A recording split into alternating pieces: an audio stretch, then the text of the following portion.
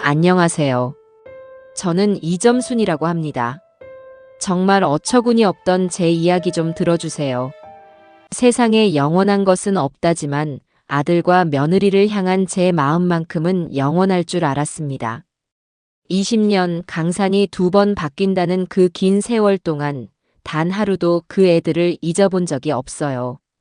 칠순을 넘긴 제 인생에서 가장 선명한 기억은 아이들의 온기가 남아있던 마지막 날 아침과 그 온기가 싸늘한 배신감으로 변해버린 그날 저녁의 풍경입니다. 그날 아침 아들 녀석 병아기는 제 어깨를 주무르며 어찌나 살갑게 굴었는지 모릅니다.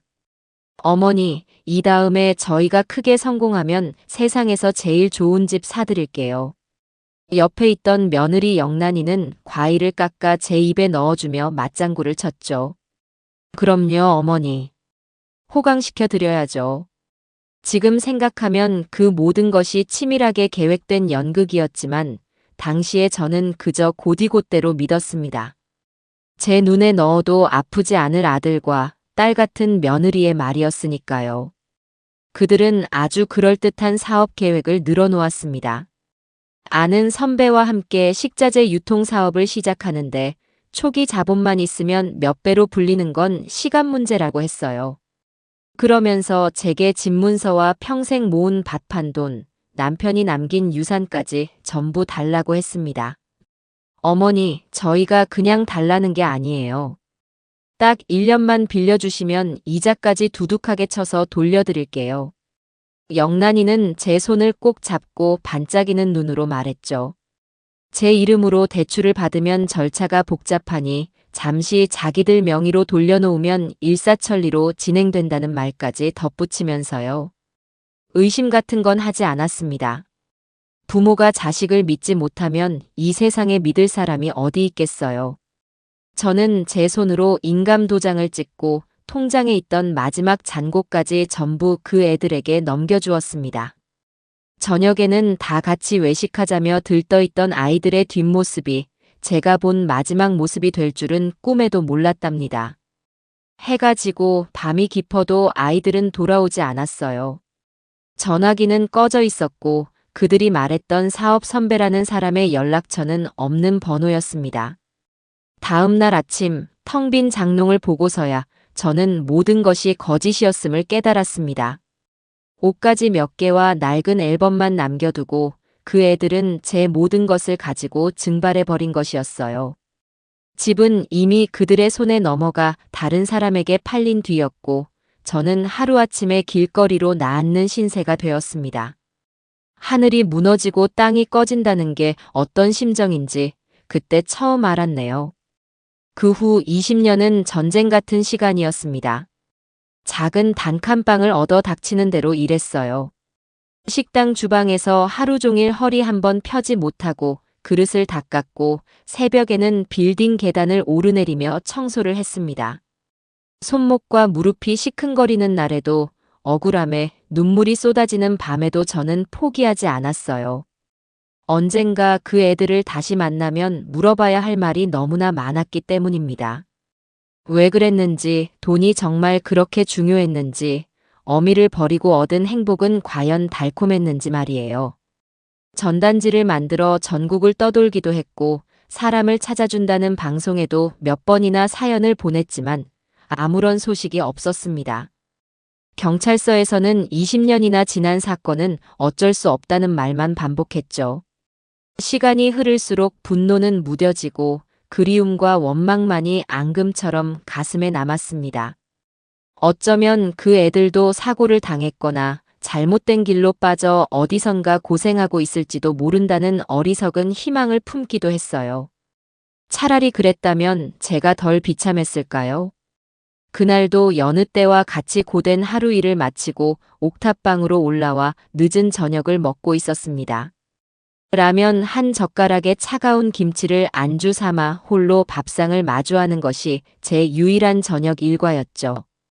텔레비전은 그저 적적함을 달래기 위해 아무 채널이나 틀어놓은 상태였고요. 대한민국을 이끄는 젊은 리더라는 거창한 제목의 교양 프로그램이 나오고 있었습니다. 성공한 사업가들이 나와 자신의 성공 비결을 이야기하는 저와는 아무런 상관도 없는 세상의 이야기였어요. 그때였습니다. 화면에 클로즈업된 한 남자의 얼굴이 제 눈에 들어왔습니다. 세련된 안경에 깔끔하게 넘긴 머리, 값비싸 보이는 양복을 입은 남자는 제임스 리라는 이름으로 소개되었죠. 하지만 저는 알 수 있었습니다. 웃을 때 살짝 휘어지는 눈매와 말을 할 때 미세하게 떨리는 입술의 버릇. 20해의 세월이 흘러 중년의 모습으로 변했지만 그는 분명 제 아들 병학이었습니다. 심장이 쿵 하고 바닥으로 떨어지는 것 같았어요. 숨을 쉴 수가 없었습니다. 남자의 옆에는 우아한 미소를 띤 여자가 함께 앉아 있었습니다. 안나 킴이라는 이름의 그녀는 남편의 사업 파트너이자 아내라고 자신을 소개했어요. 20년 전 제 손을 잡고 호강시켜주겠다던 며느리 영란이의 얼굴이 그곳에 있었습니다. 그들은 자신들이 운영하는 고급 레스토랑 체인 앙드레스의 성공 신화를 자랑스럽게 늘어놓고 있었어요. 저희는 가족의 따뜻함을 요리에 담아내고자 노력했습니다. 모든 손님이 저희 레스토랑에서 행복한 추억을 만드시길 바랍니다. 영란이가 아니 안나 킴이라는 여자가 조신하게 말하는 순간 저도 모르게 헛웃음을 터뜨리고 말았습니다. 가족의 따뜻함, 행복한 추억. 제 인생을 송두리째 뽑아놓고는 이제 와서 그런 말을 짓거릴 수 있다니요. 그들의 위선적인 인터뷰가 이어지는 동안 제 온몸은 부들부들 떨렸습니다. 자수성가한 사업가, 사회에 기부도 많이 하는 존경받는 기업인. 그럴듯한 말로 자신들을 포장하고 있었지만 제 눈에는 그저 어미를 배신한 추악한 도둑들로 보일 뿐이었어요. 저는 떨리는 손으로 상표 이름을 수첩에 받아 적었습니다. 20년간 희미해졌던 분노가 다시 활활 타오르기 시작했어요. 당장이라도 달려가 그 가면을 벗겨버리고 싶었습니다. 뜬 눈으로 밤을 새우고 다음날 새벽 첫 차를 타고 그들의 레스토랑 본점이 있다는 서울의 번화가로 향했습니다. 버스가 흔들릴 때마다 제 심장도 함께 요동쳤어요. 만나면 무슨 말부터 해야 할까? 멱살이라도 잡고 울부짖어야 하나? 아니면 차분하게 앉아 지난 세월에 대해 물어야 하나? 수십 가지 생각이 머릿속을 오갔지만 막상 화려한 레스토랑 건물 앞에 서자 아무 생각도 나지 않았습니다. 저 혼자만 시간이 멈춘 듯 남루한 제 행색과 눈부시게 빛나는 건물은 전혀 다른 세상처럼 느껴졌어요. 용기를 내어 안으로 들어갔습니다. 고급스러운 인테리어와 정중한 직원들의 모습에 잠시 위축되기도 했지만 저는 당당하게 대표를 만나러 왔다고 말했어요. 잠시 후 어제 텔레비전에서 봤던 그 모습 그대로 병아기와 영란이가 레스토랑 안쪽에서 걸어 나왔습니다. 그들은 저를 위아래로 훑어보더니 미간을 찌푸렸어요.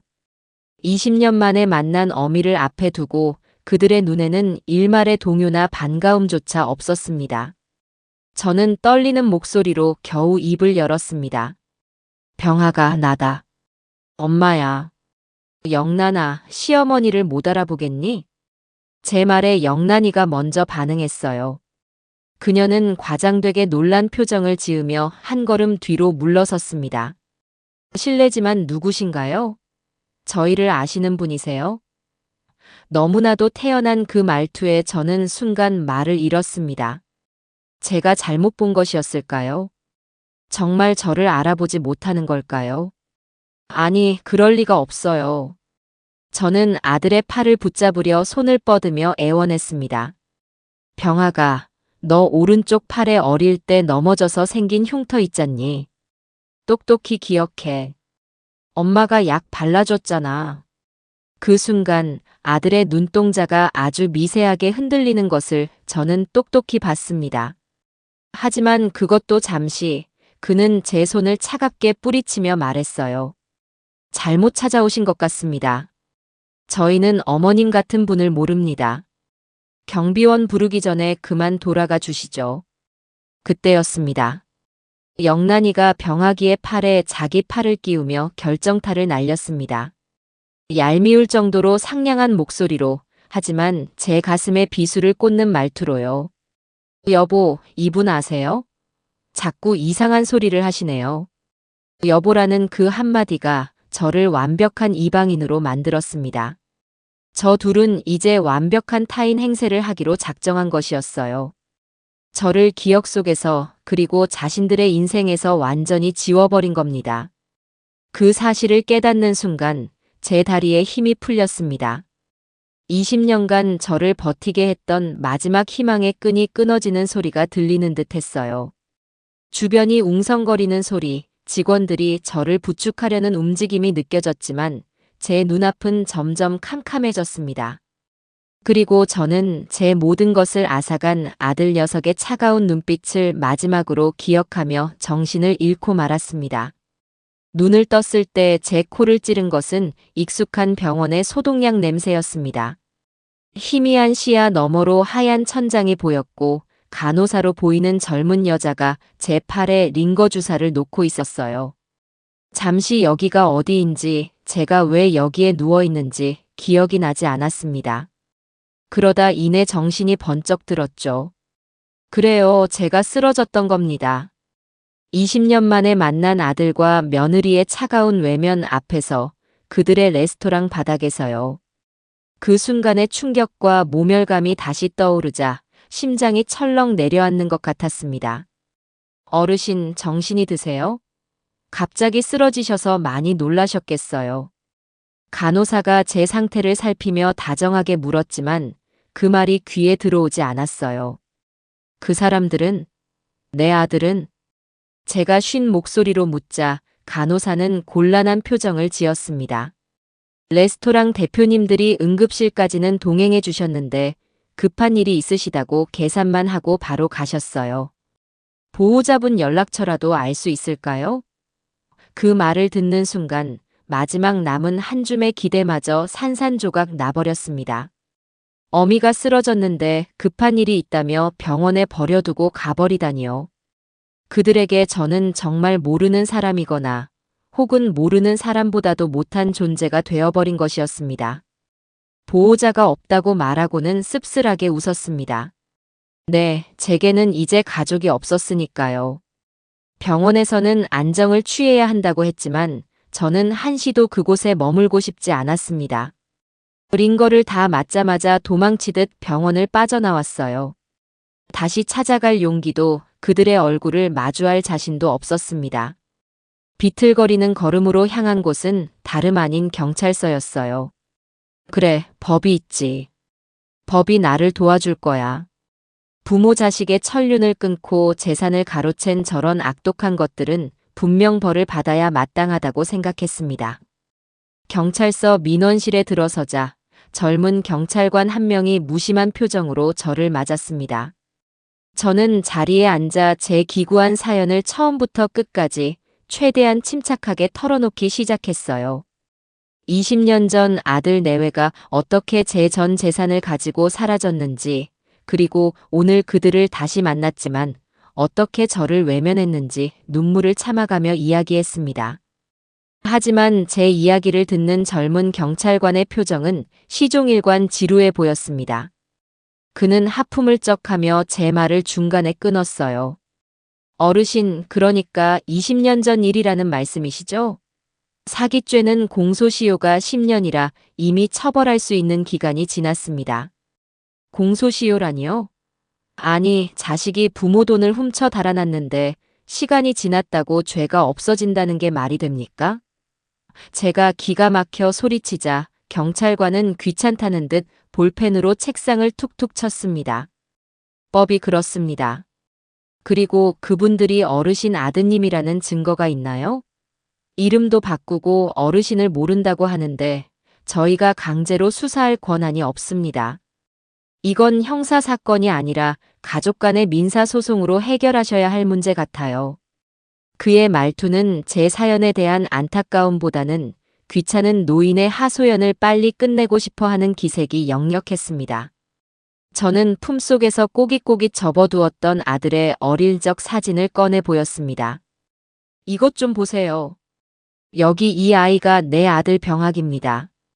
지금 얼굴이랑 똑같지는 않아도 분명히 남아 있어요. 이것만 있으면 증명할 수 있지 않겠어요? 하지만 경찰관은 사진을 건성으로 한번 쳐다보더니 고개를 저었습니다.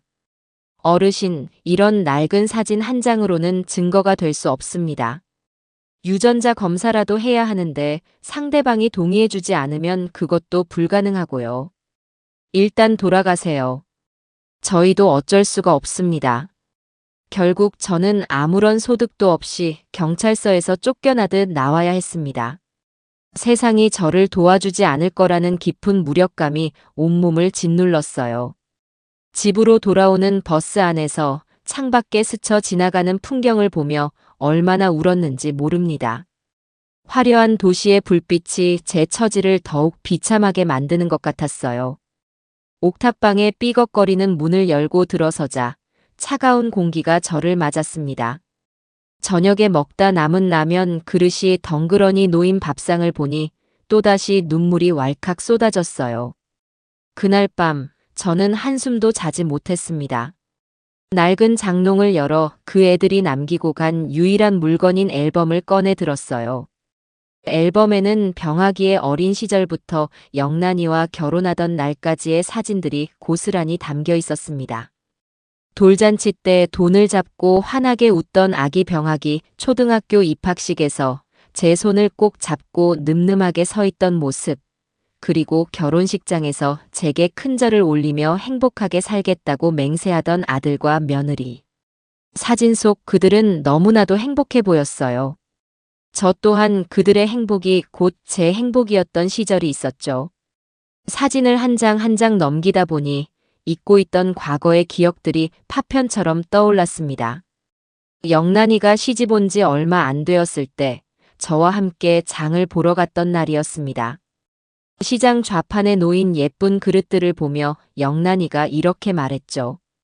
어머니, 나중에 저희가 큰 집으로 이사 가면 이런 그릇들로만 싹 채우고 싶어요. 어머니도 같이 모시고 살면서요. 저는 그 말이 어찌나 예쁘던지 가진 돈을 털어 그릇 몇 개를 사주었던 기억이 납니다. 지금 생각하면 그 말 속에는 큰 집에 대한 욕망이 숨어 있었던 것인데 저는 그저 착한 며느리의 애교로만 여겼던 겁니다. 병아기는 또 어땠나요? 결혼 후 다니던 회사가 어렵다며 한숨을 쉴 때가 많았습니다. 어머니, 월급만 모아서는 평생 내 집 한 칸 마련하기도 힘들겠어요. 뭔가 큰 거 한 방이 필요한데. 라며 푸념을 늘어놓곤 했죠. 저는 그때마다 욕심 부리지 말고 성실하게 살다 보면 좋은 날이 올 거다. 라며 아들을 다독였습니다. 하지만 그 큰 거 한 방이 제 전 재산이 될 줄은 상상도 하지 못했던 거예요.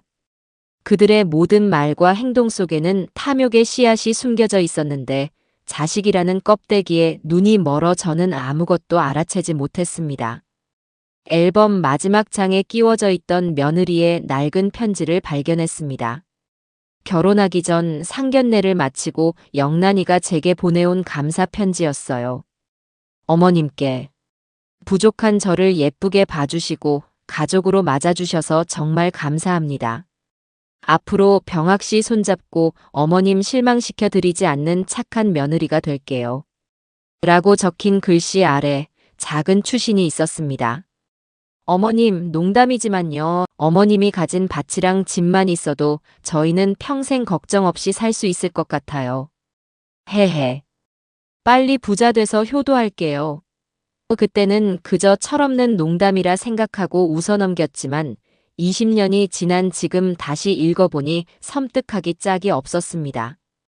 이것은 농담이 아니었어요. 아주 오래전부터 계획된 그들의 진심이었던 겁니다. 편지를 손에 쥔 채로 동이 트는 것을 보았습니다. 밤새 흘린 눈물은 모두 말라버리고 제 마음속에는 차가운 분노와 함께 어떤 결심이 자리 잡기 시작했어요. 그래, 이대로 주저앉아 있을 수만은 없어. 법이 나를 도와주지 않고 세상이 나를 외면한다면 내가 직접 그들을 심판하리라. 더 이상 그들은 제 아들과 며느리가 아니었습니다. 제 인생을 훔쳐간 원수들이었고 저는 그 원수들에게 반드시 죗값을 치르게 해야만 했어요. 이제 와서 그들을 되찾고 싶은 마음은 조금도 없었습니다. 제가 원하는 것은 오직 하나, 그들이 거짓으로 쌓아올린 화려한 성을 제 손으로 직접 무너뜨리는 것이었습니다. 저는 더 이상 울지 않았습니다. 눈물 대신 제 안에서 강철 같은 의지가 솟아나는 것을 느꼈어요. 지난 20년간 식당 주방과 공사장을 전전하며 단련된 제 몸과 마음은 생각보다 약하지 않았습니다. 저는 앨범과 편지를 소중히 가방에 챙겨 넣었어요. 이것은 단순한 추억의 물건이 아니었습니다. 언젠가 그들의 위선을 만천하에 드러낼 가장 중요한 증거가 될 터였죠. 낡은 달력에 오늘 날짜를 동그라미 치고 그 옆에 복수 시작이라고 적었습니다. 20년 전 그들이 제 인생을 멈추게 한 그날처럼 이제는 제가 그들의 거짓된 인생의 종말을 고할 차례였습니다. 이제부터 시작될 길고 외로운 싸움을 위해 저는 조용히 마음을 다잡았습니다. 근데 복수를 결심했지만 막상 무엇부터 시작해야 할지 막막했습니다. 가진 것이라고는 20년간 악착같이 모은 얼마 안 되는 돈과 제 몸뚱이 하나뿐이었으니까요. 혼자 힘으로는 계란으로 바위 치기라는 것을 잘 알고 있었습니다. 저에게는 그들의 거짓된 성을 무너뜨릴 방법을 알려줄 조력자가 절실히 필요했어요. 가장 먼저 떠오른 것은 변호사였습니다. 법을 잘 아는 사람이라면 공소시효가 지났더라도 저 악독한 것들을 처벌할 방법을 찾아낼 수 있지 않을까 하는 신락 같은 희망을 가졌습니다. 다음 날 아침, 저는 평생 모은 돈이 든 통장을 들고 거리로 나섰습니다. 신문 광고에서 가장 크게 본, 제일 좋아 보이는 법무법인 건물부터 찾아갔어요. 대리석으로 번쩍이는 로비에 들어서자 깔끔한 정장을 입은 직원이 저를 막아섰습니다. 어떻게 오셨습니까? 그녀의 눈빛에는 남루한 제 행색에 대한 경계심이 가득했어요. 저는 대표 변호사를 만나고 싶다고 했지만 그녀는 상담 예약을 하셨냐며 퉁명스럽게 물었습니다.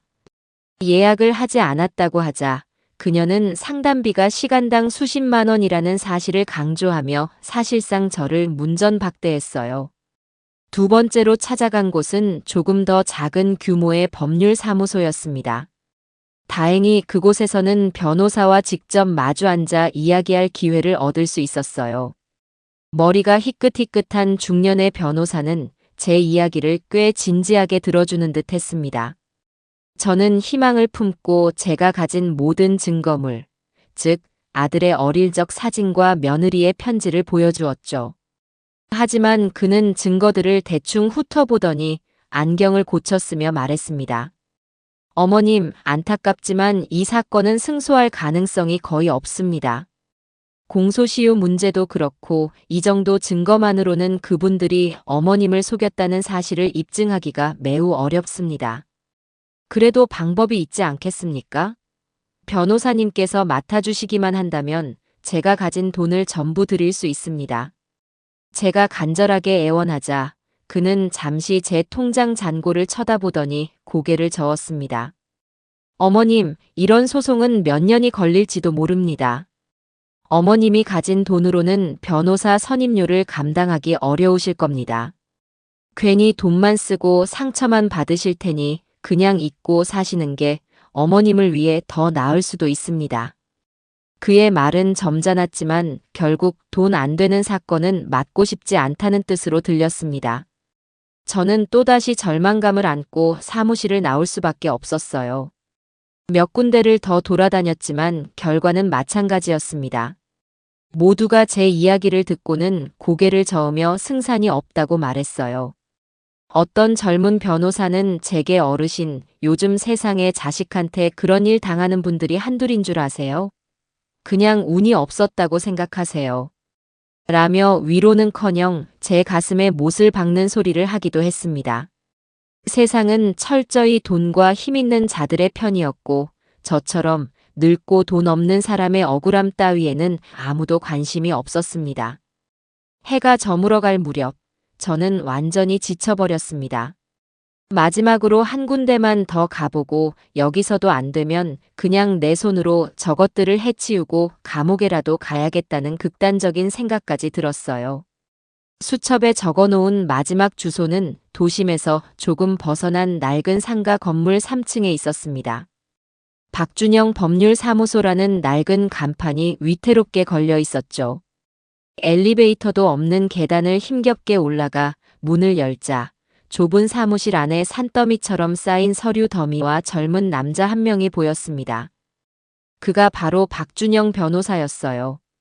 그는 컵라면으로 늦은 점심을 해결하고 있었는지 저를 보고는 당황하며 입가를 닦았습니다. 사무실은 정리가 되지 않아 어수선했지만 다른 변호사 사무실에서 느꼈던 위압감이나 차가움은 없었어요. 그는 제게 직접 녹차를 타주며 자리에 앉으라고 권했습니다.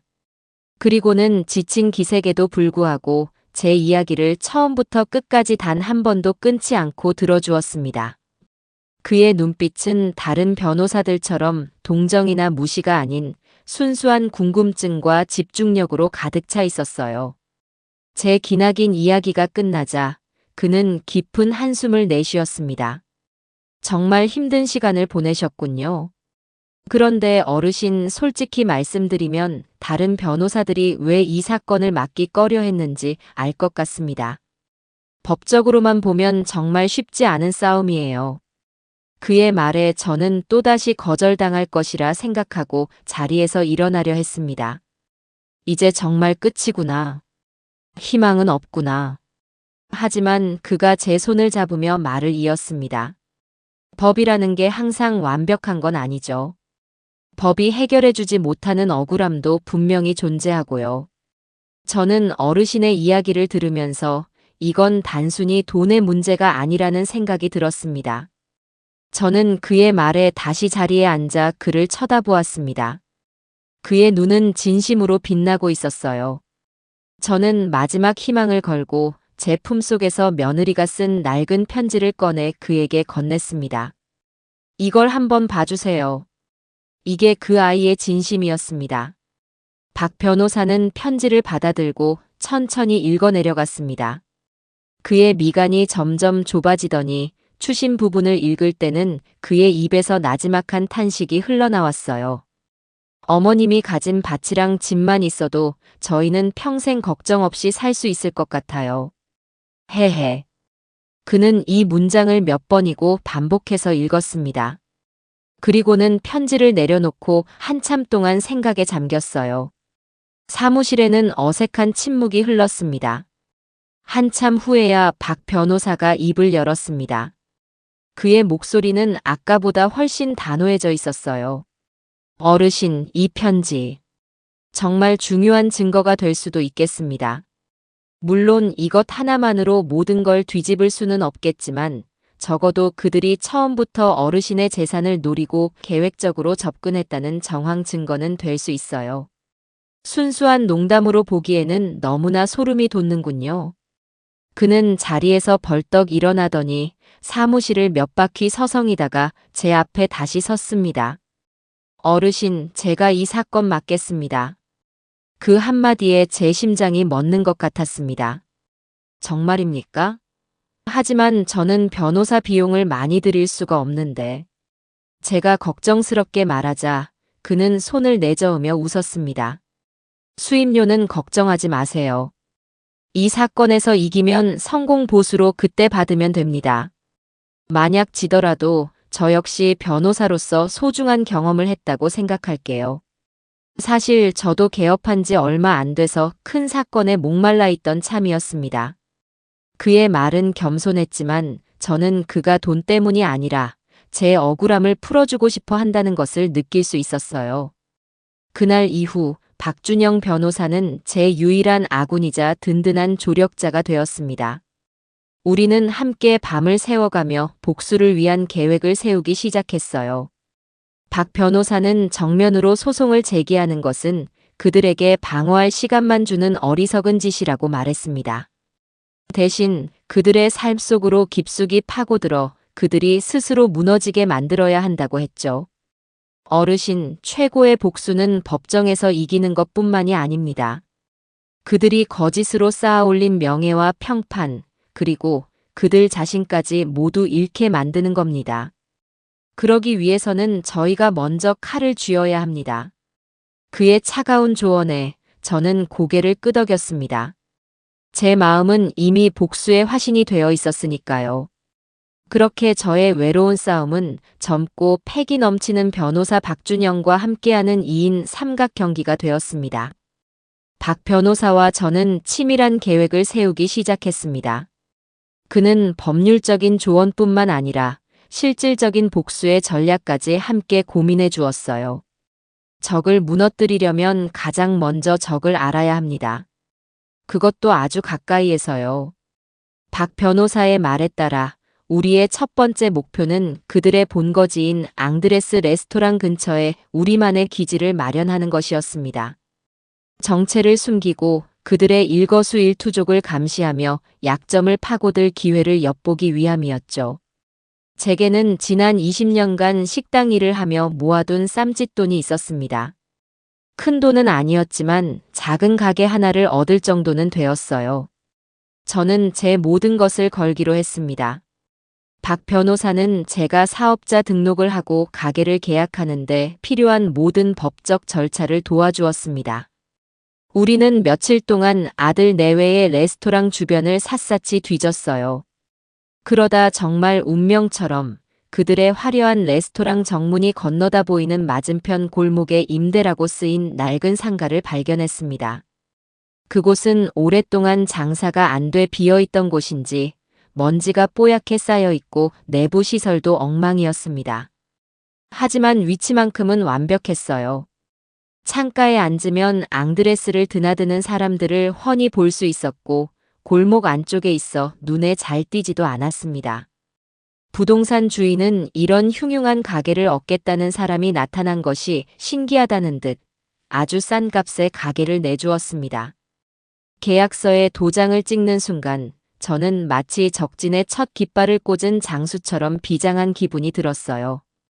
가게를 얻은 뒤부터는 쉴 틈이 없었습니다. 박 변호사도 틈틈이 와서 저를 도왔지만 대부분의 일은 제 몫이었어요.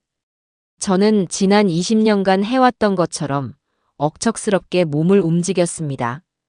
낡고 더러운 벽에는 직접 페인트를 칠하고 끈적이는 바닥은 락스를 풀어가며 수십 번을 닦아냈습니다. 주방 기구들은 중고시장을 발품 팔아 최대한 깨끗하고 쓸만한 것들로 구해왔어요. 테이블과 의자도 마찬가지였죠. 그렇게 한 푼이라도 아껴가며 텅 비었던 흉가는 조금씩 소박한 식당의 모습을 갖추어 갔습니다. 가게를 준비하는 내내 저는 창밖으로 보이는 앙드레스를 매일같이 지켜보았습니다. 최고급 승용차에서 내리는 아들 내외의 모습, 값비싼 옷을 입고 레스토랑으로 들어가는 손님들, 그리고 그 앞에서 굽신거리는 직원들. 그 모든 것이 저와는 너무나 다른 세상의 풍경이었습니다. 때로는 그들의 행복해 보이는 모습에 가슴이 무너져 내릴 것 같았지만 저는 그럴 때마다 주먹을 꽉 쥐었습니다. 저 화려함은 내 눈물과 피를 빨아먹고 자란 신기루일 뿐이라고, 내가 반드시 저 거품을 걷어내고 말 것이라고 되뇌면서요. 한 달간의 준비 끝에 마침내 점순이네 백반이라는 소박한 간판을 내걸고 식당 문을 열었습니다. 메뉴는 단출했어요. 제가 가장 자신 있는 김치찌개와 된장찌개, 그리고 매일 조금씩 바뀌는 몇 가지 반찬이 전부였습니다. 화려하고 값비싼 앙드레스의 음식과는 정반대인 싸고 푸짐한 집밥이었죠. 저는 이것이 제 복수의 무기가 될 것이라고 믿었습니다. 값비싼 거짓의 맛과 정직한 진심의 맛. 과연 사람들은 어떤 맛을 선택하게 될까요? 개업 첫날, 손님은 거의 없었습니다. 골목 안쪽에 있는 허름한 식당에 일부러 찾아오는 사람은 없었죠. 하지만 저는 조급해하지 않았습니다. 묵묵히 음식을 만들고 가게를 청소하며 때를 기다렸어요. 며칠이 지나자 주변 공사장에서 일하는 인부 몇 분이 우연히 제 가게를 찾아왔습니다. 그들은 싼 가격의 푸짐한 양, 그리고 무엇보다 어머니가 해준 집밥 같은 맛에 감탄하며 돌아갔어요. 이모, 여기 음식 정말 맛있네. 내일 또 올게. 그들의 말 한마디가 제게는 천군만마와도 같았습니다. 그날 이후 입소문은 정말 무섭게 퍼져나갔습니다. 인부들을 시작으로 주변 사무실의 직장인들, 택시 기사님들까지 점심시간만 되면 제 작은 가게는 손님들로 발 디딜 틈이 없어졌어요. 사람들은 제 음식을 먹으며 요즘 세상에 이렇게 정직하게 장사하는 집이 어디 있냐며 칭찬을 아끼지 않았습니다. 저는 손님 한 분 한 분에게 정성을 다해 음식을 내어드렸고 그들의 이야기를 들어주며 안부를 물었습니다. 그렇게 점순이네 백반은 단순히 밥을 파는 곳이 아니라 지친 사람들이 잠시 쉬어갈 수 있는 따뜻한 사랑방 같은 공간이 되어갔습니다. 가게가 점차 자리를 잡아가면서 저는 본래의 목적을 잊지 않았습니다. 점심시간이 지나 한가해지면 저는 창가 자리에 앉아 조용히 맞은편 앙드레스를 관찰했습니다. 어떤 사람들이 드나드는지, 아들 내외는 주로 누구를 만나는지, 그들의 표정은 어떤지. 모든 것을 하나하나 눈에 담고 기억했어요. 마치 사냥을 앞둔 맹수처럼 저는 조용히 숨을 죽이고 그들의 가장 약한 고리가 드러나기를 기다리고 있었습니다. 그러던 어느 날 앙드레스의 직원 몇 명이 점심을 먹으러 제 가게에 찾아왔습니다. 그들은 비싼 유니폼을 입고 있었지만 표정은 그다지 밝지 않았어요. 자기들끼리 음식을 먹으며 회사에 대한 불평을 늘어놓기 시작했습니다. 우리 사장님은 손님들한테는 그렇게 친절한 척하면서 직원들은 사람 취급도 안 한다니까. 맞아. 안나 사모님은 또 얼마나 까다로운지 몰라. 하루에 12번도 더 기분이 바뀌니 맞춰주기가 너무 힘들어. 그들의 대화를 엿들으며 저는 아들 내외가 겉으로 보이는 것처럼 인자한 경영자가 아니라는 사실을 알게 되었습니다. 그들의 위선적인 모습에 또 다른 균열을 발견한 순간이었죠. 저는 그 직원들에게 평소보다 더 푸짐하게 반찬을 내어주며 미소를 지었습니다. 일하느라 힘들지? 많이들 먹어. 제 작은 친절에 직원들은 감동하며 연신 고맙다고 인사를 했어요. 그날 이후 앙드레스 직원들은 저희 가게의 단골이 되었습니다. 저는 그들을 통해 제가 직접 볼 수 없었던 레스토랑 내부의 사정과 아들 내외의 진짜 모습에 대한 정보들을 조금씩 얻을 수 있었어요. 밤이 되어 가게 문을 닫고 홀로 앉아 맞은편을 바라보았습니다. 화려한 조명으로 빛나는 앙드레스의 간판이 보였습니다. 그 안에서 아들 내외는 여전히 성공한 사업가 행세를 하며 사람들의 존경을 받고 있겠죠. 하지만 저는 더 이상 그들의 모습에 주눅 들거나 절망하지 않았습니다. 이제 저에게는 그들과 맞설 수 있는 작은 성이 생겼고 제 편이 되어주는 사람들이 하나둘 늘어나고 있었으니까요. 저는 조용히 중얼거렸습니다. 병아가 영란아. 너희들이 쌓아 올린 그 성, 이 어미가 차린 따뜻한 밥상으로 무너뜨려 주마. 그렇게 저의 길고도 처절한 복수의 두 번째 막이 오르고 있었습니다. 점순이네 백반은 어느새 동네의 명물이 되었습니다. 제 손맛이 특별하다기보다는 그저 밥 한 끼에 온기를 담아내려 한 진심이 사람들에게 통한 것이라 생각해요. 점심시간이면 가게 안은 늘 사람들로 북적였고 저는 눈코 뜰 새 없이 바쁜 하루를 보내면서도 맞은편의 화려한 건물을 잊은 적이 없었습니다. 그곳은 제가 반드시 무너뜨려야 할 바벨탑이었으니까요. 제 소박한 식당이 그들의 발밑을 파고드는 개미굴이 되리라고는 저들 중 누구도 상상하지 못했을 겁니다. 그러던 어느 날 오후 가게 안이 조금 한가해질 무렵이었습니다. 딸랑 하는 소리와 함께 가게 문이 열리고 화려한 옷차림의 여자가 들어섰어요. 온몸을 값비싼 상표로 휘감고 얼굴에는 거만한 미소를 띤 채였죠. 20년의 세월이 흘렀지만 단번에 알아볼 수 있었습니다. 제 며느리였던 이제는 안나 킴이라는 이름으로 살아가는 김영란이었습니다. 그녀는 마치 여왕이 변두리 백성의 집을 시찰이라도 나온 듯 고개를 빳빳이 들고 가게 안을 위아래로 훑어보았습니다. 함께 온 비서로 보이는 젊은 여자는 어쩔 줄 몰라 하며 그녀의 뒤를 따랐어요. 여기가 요즘 그 소문난 백반집인가요? 생각보다 더 허름하네. 영란이는 코를 찡긋거리며 말했습니다. 그녀의 목소리는 여전히 고왔지만 그 안에는 노골적인 경멸감이 서려 있었어요. 저는 잠시 심장이 멎는 듯 했지만 이내 평정심을 되찾고는 허리를 굽혀 인사했습니다. 어서 오세요, 손님. 누추하지만 편한 곳에 앉으세요. 제 얼굴을 보고도 그녀는 아무런 미동도 없었습니다. 하긴 20년간 고생에 찌들어 쭈글쭈글해진 제 얼굴에서 과거의 모습을 찾아내기란 어려웠을 테죠. 아니, 어쩌면 그녀는 저를 기억할 필요조차 없었을지도 모릅니다. 그녀는 가장 깨끗해 보이는 자리에 앉아 비서가 건넨 손 소독제로 손을 꼼꼼히 닦았습니다. 그리고는 메뉴판을 쳐다보지도 않고 말했죠. 여기서 제일 잘 나간다는 걸로 한번 줘보세요.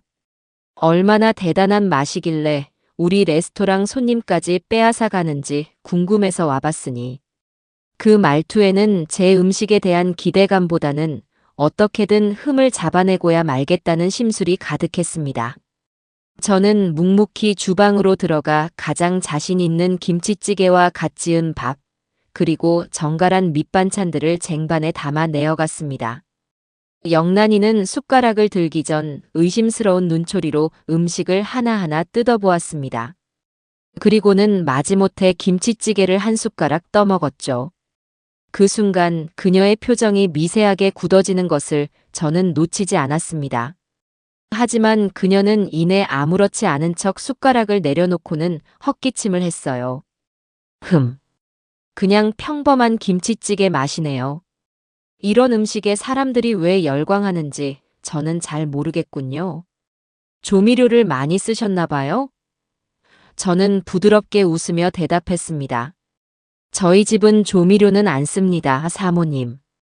그냥 시간하고 정성만 들어갔어요. 제 대답에 그녀는 더 할 말이 없는지 입술을 삐죽이며 반찬 몇 개를 깨작거리다 자리에서 일어났습니다. 계산을 하며 그녀는 지갑에서 돈 몇 푼을 던지듯 카운터에 올려놓았습니다. 잘 먹었다고는 말 못하겠네요. 어쨌든 이 골목 상권 망가뜨리지 마시고 적당히 장사하시다 나가세요. 그것은 충고를 가장한 명백한 경고였습니다. 저는 여전히 미소를 잃지 않고 그녀의 돈을 받았습니다. 걱정해 주셔서 감사합니다, 사모님. 다음에 오시면 더 맛있는 걸로 대접해 드릴게요. 제 태연한 반응에 오히려 그녀가 더 기분이 상한 듯 날카롭게 저를 한번 쏘아보고는 도망치듯 가게를 빠져나갔습니다. 그녀가 떠난 자리에 남은 값비싼 향수 냄새가 역겹게 느껴졌어요. 저는 그날 확신했습니다. 저 여자는 절대 제 풀에 무너지지 않을 독사 같은 인간이라는 것을요. 며칠 뒤 제 식당에 새로운 손님이 찾아오기 시작했습니다.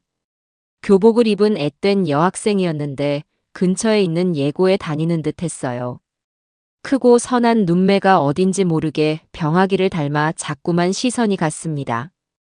그 아이는 매일 저녁 비슷한 시간에 찾아와 구석진 자리에 앉아 조용히 밥을 먹고 가곤 했습니다. 하루는 제가 학생, 매일 오네. 우리 집 음식이 입에 잘 맞아? 하고 말을 걸자 아이는 수줍게 웃으며 대답했어요. 네, 할머니. 여기 밥 먹으면 꼭 집에서 먹는 밥 같아요.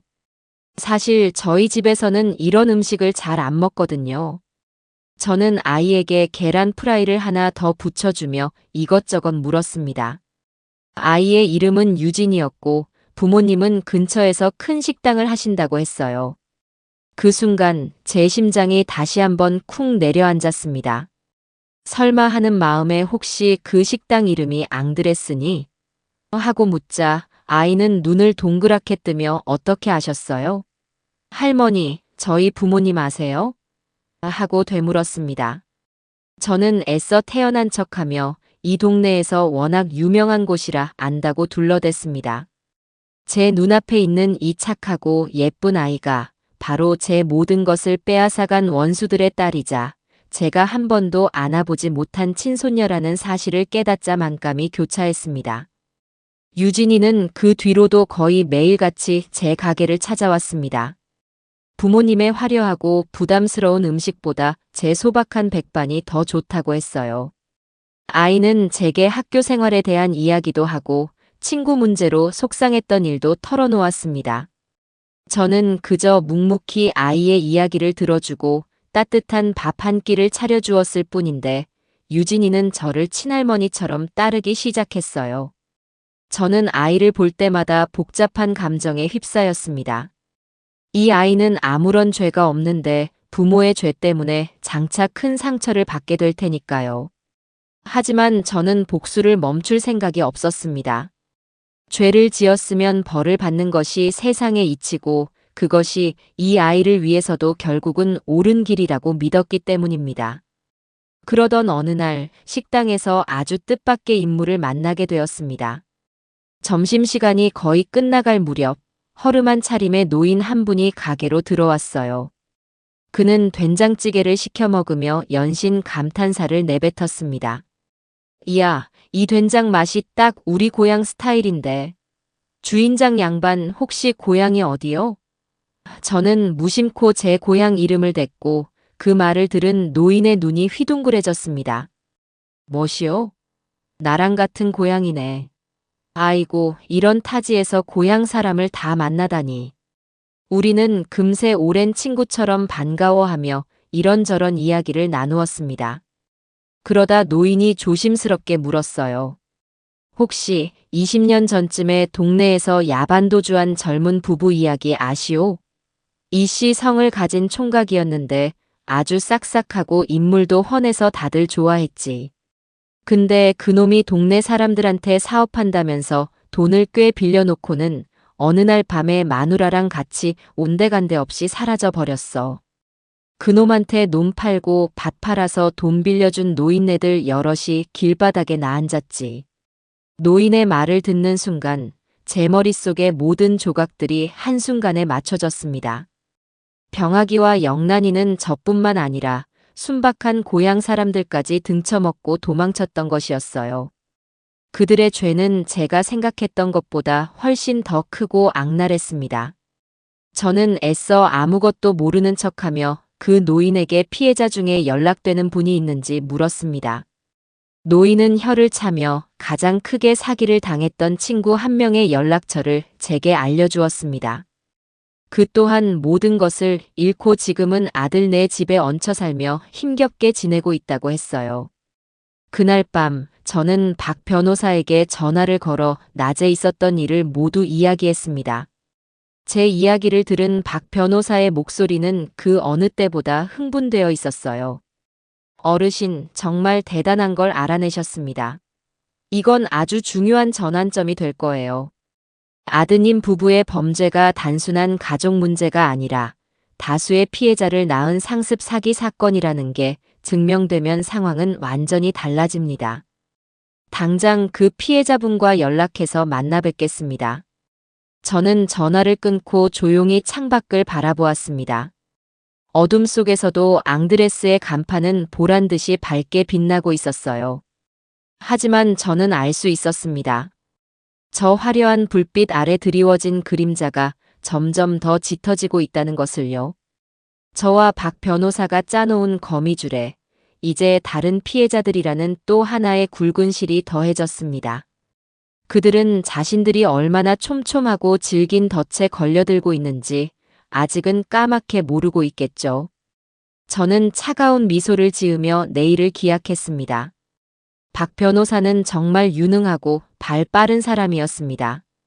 그는 제가 알려준 연락처를 통해 고향의 피해자 어르신을 만났고 그분을 설득하여 또 다른 피해자 2명을 더 찾아냈습니다.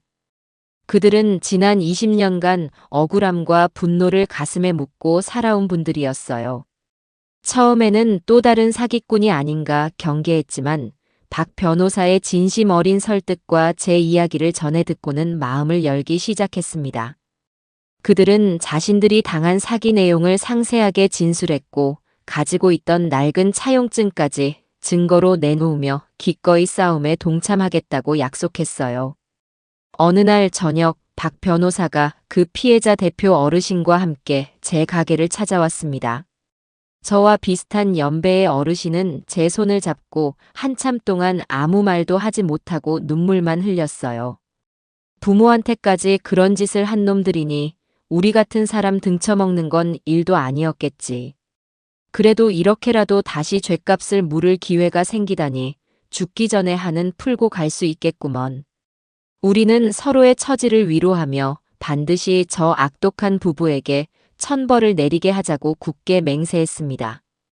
박 변호사는 우리 앞에서 모든 피해 사실을 취합하여 정식으로 경찰에 고소장을 제출할 준비를 하겠다고 약속했습니다.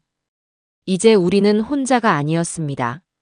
정의를 갈망하는 단단한 연대가 형성된 것이었죠.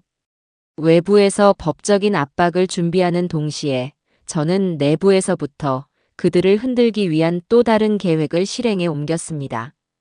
저는 병아기가 어렸을 때 유독 좋아했던 음식들을 기억해냈어요. 특히 녀석은 감기에 걸리거나 몸이 아플 때마다 제가 특별한 방식으로 끓여주던 전복죽을 먹어야만 기운을 차리곤 했습니다. 저는 그 기억을 이용하기로 마음먹었어요. 미각만큼 사람의 무의식을 강하게 자극하는 감각은 없으니까요. 최고급 완도산 활전복을 구해다가 밤새 정성을 다해 죽을 끓였습니다. 참기름에 전복 내장을 달달 볶아 고소한 맛을 내고 쌀알이 완전히 퍼질 때까지 약한 불에서 몇 시간이고 저어주었죠. 그것은 단순히 음식이 아니었습니다. 제가 아들에게 베풀었던 마지막 사랑의 기억이자 이제는 그의 양심을 찌를 가장 날카로운 비수가 될 것이었습니다. 다음 날 저녁 가게를 찾아온 손녀 유진이에게 보온병에 담은 죽을 건넸습니다. 유진아, 이거 할머니가 너 주려고 특별히 끓인 거야. 집에 가져가서 아빠랑 같이 나눠 먹으렴. 요즘 아빠가 많이 힘들어 보이셔서. 유진이는 아무것도 모른 채 그저 할머니의 친절에 감사하며 죽을 받아갔습니다. 저는 그날 밤 창밖의 앙드레스를 보며 병아기가 어떤 반응을 보일지 초조하게 기다렸어요. 다음 날 유진이는 평소보다 훨씬 어두운 표정으로 가게에 왔습니다. 아이는 제 앞에 앉아 한참을 머뭇거리다 입을 열었어요. 할머니, 어제 주신 죽 정말 맛있었어요. 그런데 아빠가 조금 이상했어요. 유진이의 말에 따르면 병아기는 처음 한 숟가락을 맛보고는 얼굴이 새하얗게 질렸다고 합니다. 그리고는 이 죽 누가 만들었니? 어디서 가져왔어? 라며 유진이를 다그쳤다고 해요. 유진이가 맞은편 백반집 할머니가 주셨다고 하자 그는 손에 들고 있던 숟가락을 떨어뜨리고는 한동안 아무 말도 하지 못했다고 합니다. 그리고는 다시는 그 집에서 아무것도 얻어오지 마라. 라고 소리를 지르며 방으로 들어가 버렸다는 것이었어요. 영란이는 그런 남편을 보며 당신 요즘 왜 그렇게 예민하게 굴어? 그냥 동네 할망구가 끓인 죽 가지고 유난이야. 라며 타박을 했고요. 저는 유진이를 다독여 돌려보낸 뒤 회심의 미소를 지었습니다. 제 계획이 정확히 먹혀든 것이었죠. 병아기는 그 죽 한 그릇에서 20년 전 자신이 버리고 온 어머니의 그림자를 본 것입니다. 그의 내면에 억눌려 있던 죄책감이 마침내 고개를 들기 시작한 거예요. 저는 여기서 멈추지 않았습니다. 며칠 뒤에는 병아기가 어릴 때 즐겨 먹던 달콤한 멸치볶음을 만들어 유진이 편에 보냈고 또 며칠 뒤에는 그가 환장하던 시원한 총각김치를 담가 보냈습니다. 저의 음식 공격이 계속될수록 그들 부부의 균열은 점점 더 선명하게 드러났습니다. 제 가게에 단골이 된 앙드레스 직원들의 가십거리는 온통 사장 부부의 싸움 이야기뿐이었어요. 어제는 두 분이 사무실에서 엄청 크게 싸우셨대. 물건 깨지는 소리까지 들렸다니까. 대표님이 요즘 밤에 잠도 잘 못 주무시고 자꾸 누가 자기를 쳐다보는 것 같다고 하신대. 안나 사모님은 그런 대표님을 보면서 정신과 상담이라도 받아보라고 비꼬고 손녀 유진이 역시 괴로움을 토로했습니다. 할머니, 저희 집 분위기가 너무 이상해요. 아빠는 매일 술을 마시고 엄마는 그런 아빠를 보며 한심하다고 소리쳐요. 어제는 엄마가 당신 이렇게 약해 빠져서 어떻게 할 거야? 모든 게 다 들통나면 우리 다 끝장이라고. 하면서 아빠 뺨까지 때렸어요. 아이는 제 품에 안겨 엉엉 울었습니다. 저는 우는 아이의 등을 토닥여주면서도 마음 한편으로는 차가운 만족감을 느꼈습니다. 그래, 그렇게 서로를 물어뜯고 의심하며 함께 지옥으로 떨어지거라. 어느 늦은 밤 가게를 정리하고 있는데 맞은편 레스토랑 주차장에서 병아기와 영란이가 차 안에서 심하게 다투는 모습이 보였습니다. 멀어서 소리는 들리지 않았지만 서로를 향해 손가락질하며 격렬하게 싸우는 모습은 똑똑히 볼 수 있었어요. 한참을 싸우던 영란이는 결국 차에서 내려 어디론가 가버렸고 병아기는 운전대에 머리를 박고 한참 동안 괴로워했습니다. 저는 그 모습을 보며 조용히 중얼거렸어요. 병아가 아직 시작도 안 했다. 너희가 내게 주었던 고통에 비하면 이건 아무것도 아니란다.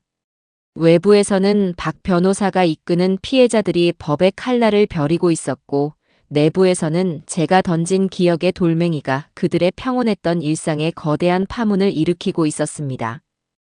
20년간 철옹성 같았던 그들의 거짓된 세계에 마침내 선명한 균열이 가기 시작한 것입니다. 저는 이제 다음 단계로 넘어갈 때가 되었음을 직감했습니다.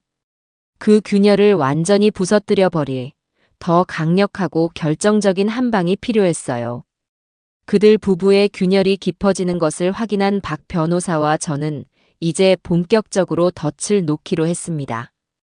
박 변호사는 고향 피해자들의 진술과 증거를 토대로 아들 내외의 회사인 앙드레스의 초창기 자금 출처에 대한 의혹을 제기하는 진정서를 국세청에 제출했습니다. 어르신, 당장 대대적인 세무조사가 시작되지는 않을 겁니다. 하지만 국세청에서 예비조사에 착수했다는 통보만으로도 저들은 엄청난 압박감을 느끼게 될 겁니다. 자금 흐름에 문제가 있는 사람들은 이런 압박이 들어오면 반드시 실수를 저지르기 마련이죠. 박 변호사의 설명대로 이것은 그들을 잡기 위한 낚싯밥이었습니다. 아니나 다를까 며칠 지나지 않아 앙드레스 내부는 발칵 뒤집혔습니다. 제 가게를 찾아온 직원들의 이야기에 따르면 회계팀은 며칠째 밤샘 근무를 하고 있으며 영란이는 하루가 멀다 하고 회계 담당자들을 쥐잡듯이 잡고 있다고 했어요. 병아기는 아예 회사에 잘 나타나지도 않고 매일 술에 취해 지낸다는 소문까지 들려왔습니다. 그들은 자신들의 과거가 드러날까봐 전전긍긍하며 어떻게든 세무 당국의 눈을 피하기 위해 자금을 빼돌리거나 장부를 조작할 궁리를 하고 있을 것이 분명했습니다. 저는 심리적인 압박을 한층 더 강화하기로 마음먹었습니다. 기억을 자극하는 음식만으로는 부족했어요. 그들의 눈앞에 과거의 실체를 들이밀어야 했습니다. 저는 낡은 앨범에서 병아기가 어릴 때 가장 아꼈던 낡은 곰 인형과 함께 찍은 사진을 찾아냈습니다. 그리고는 동네 문방구를 뒤져 그 사진 속 인형과 아주 흡사하게 생긴 작은 곰 인형 열쇠고리를 하나 샀어요. 다음 날 새벽, 저는 아무도 보지 않는 틈을 타 앙드레스 주차장에 세워진 병아기의 차 운전석 문손잡이에 그 곰 인형 열쇠고리를 몰래 걸어두고 왔습니다. 그날 오후 저는 가게 창문 너머로 병아기가 차에 타려다 문손잡이에 걸린 인형을 발견하는 모습을 목격했습니다. 그는 인형을 손에 들고 사방을 두리번거렸습니다. 그의 얼굴에는 당혹감과 함께 설명할 수 없는 공포심이 가득했어요. 마치 귀신이라도 본 사람처럼 창백하게 질려서는 한참 동안 그 자리를 떠나지 못했습니다. 그날 이후 병아기의 상태는 눈에 띄게 나빠졌습니다. 직원들의 말에 따르면 그는 사무실에 혼자 있지 못하고 작은 소리에도 깜짝깜짝 놀라며 극도의 불안 증세를 보였다고 해요. 영란이는 그런 남편을 보며 의지방약한 인간이라며 경멸했고 부부 사이의 골은 이제 돌이킬 수 없을 정도로 깊어졌습니다. 그들의 딸 유진이는 부모의 계속되는 싸움과 집안의 살벌한 분위기에 완전히 지쳐버렸습니다. 이제 아이는 학교가 끝나면 집으로 바로 가지 않고 제 가게에 들러 저녁 늦게까지 시간을 보내는 날이 많아졌어요. 저에게는 유일하게 마음을 털어놓을 수 있는 피난처가 된 셈이죠. 어느 날 저녁 유진이는 또다시 제 앞에서 눈물을 쏟아냈습니다. 할머니, 저 너무 무서워요. 아빠는 매일 넋이 나간 사람 같고 엄마는 그런 아빠를 저주해요. 이 집에서 더는 살고 싶지 않아요. 저는 우는 아이를 제 품에 꼭 안아주었습니다. 가슴 한쪽이 아려왔지만 저는 제 목표를 위해 마음을 다잡아야만 했습니다. 유진아, 너무 힘들면 오늘 밤은 여기서 자고 갈래? 할머니가 따뜻하게 방 데워줄게. 제 말에 아이는 고개를 끄덕였습니다. 저는 아이를 위해 따뜻한 유자차를 한 잔 타주었어요. 아이는 눈물을 훔치며 제가 건넨 찻잔을 두 손으로 꼭 쥐고 천천히 마시기 시작했습니다. 저는 아이가 차를 마시는 모습을 조용히 지켜보았습니다. 그리고 속으로 결심했죠. 오늘이 바로 그날이라고. 유진이가 잠든 후 저는 아이가 마셨던 찻잔을 조심스럽게 집어들었습니다. 찻잔의 가장자리에는 아이의 입술 자국과 함께 눈에는 보이지 않지만 분명히 존재할 유전 정보가 묻어있을 터였습니다. 저는 깨끗한 비닐 장갑을 끼고 찻잔을 멸균 처리된 봉투에 조심스럽게 담았습니다. 이것은 단순한 찻잔이 아니었습니다. 20년간 이어져 온 그들의 거짓말을 한 방에 끝내버릴 수 있는 그 무엇과도 바꿀 수 없는 결정적인 증거물이었습니다. 저는 곧바로 박 변호사에게 전화를 걸었습니다. 변호사님, 저예요. 확보했습니다. 이제 모든 준비는 끝났습니다. 제 목소리는 흥분으로 가늘게 떨리고 있었지만 그 어느 때보다 단호했습니다. 며칠 뒤 박 변호사로부터 유전자 검사 결과가 나왔다는 연락을 받았습니다. 결과는 제가 예상했던 그대로였습니다. 제 유전자와 유진이의 유전자는 친할머니와 친손녀 관계가 성립한다는 과학적으로도 명백한 결과가 나온 것이었죠. 이제 병아기와 영란이는 제가 그들의 부모와 자식이라는 사실을 더 이상 부인할 수 없게 되었습니다. 때마침 세무조사의 압박을 견디지 못한 그들에게서 또 다른 빈틈이 포착되었습니다. 앙드레스의 회계 담당 직원 중 한 명이 박 변호사에게 익명으로 연락을 해온 것입니다. 그는 평소 영란이의 모욕적인 언사와 비인간적인 대우에 앙심을 품고 있던 사람이었어요. 그는 영란이의 지시로 회사 자금을 빼돌리고 이중장부를 작성해왔으며 그 증거 자료를 모두 가지고 있다고 털어놓았습니다. 그러면서 자신의 신변 보호를 조건으로 모든 자료를 넘기겠다고 제안해왔어요. 모든 것이 저희가 짜놓은 덫 안으로 정확하게 들어오고 있었습니다. 심리적인 압박, 과거의 죄, 내부의 배신, 그리고 과학적인 증거까지. 그들을 둘러싼 포위망은 이제 거의 완성되었습니다. 박 변호사는 모든 증거를 취합하여 그들을 한 번에 무너뜨릴 마지막 계획을 준비하기 시작했습니다. 저 역시 마지막 결전의 날을 위해 조용히 칼을 갈고 있었습니다. 20년의 기다림이 마침내 끝을 향해 달려가고 있었습니다. 박준영 변호사의 사무실에서 저는 제 인생에서 가장 중요한 서류 뭉치를 마주하고 있었습니다. 그것은 단순한 고소장이 아니었어요. 20년의 세월 동안 제가 흘렸던 피눈물과 다른 피해자들이 감내해야 했던 고통의 시간이 빼곡하게 담겨있는 역사의 기록이었습니다. 박 변호사는 완성된 고소장의 내용을 제게 하나하나 짚어가며 설명해 주었어요. 그의 목소리는 차분했지만 그 안에 담긴 분노와 확신은 그 어떤 웅변보다도 뜨겁게 제 가슴을 울렸습니다. 어르신, 첫 장은 20년 전의 사기 사건으로 시작됩니다. 어르신과 고향의 다른 피해자분들의 진술을 토대로 이병학 김영란 부부가 처음부터 계획적으로 재산을 편취하고 도주했다는 사실을 명시했습니다. 김영란 씨가 어르신께 보냈던 편지는 그들의 의도를 증명하는 아주 중요한 증거로 첨부했고요. 그는 다음 장을 넘겼습니다. 그리고 이것이 결정타입니다. 내부 고발자 김 과장님의 증언과 함께 제출하는 앙드레스의 이중장부 원본입니다. 지난 5년간 그들이 어떻게 회사 돈을 빼돌려 개인적인 부를 축적했는지, 그리고 세금을 탈루하기 위해 어떤 방식으로 장부를 조작했는지가 아주 상세하게 기록되어 있습니다. 이건 빼도 박도 못하는 증거예요. 이 정도면 검찰에서도 특별수사팀을 꾸려야 할 수준의 대형 사건입니다.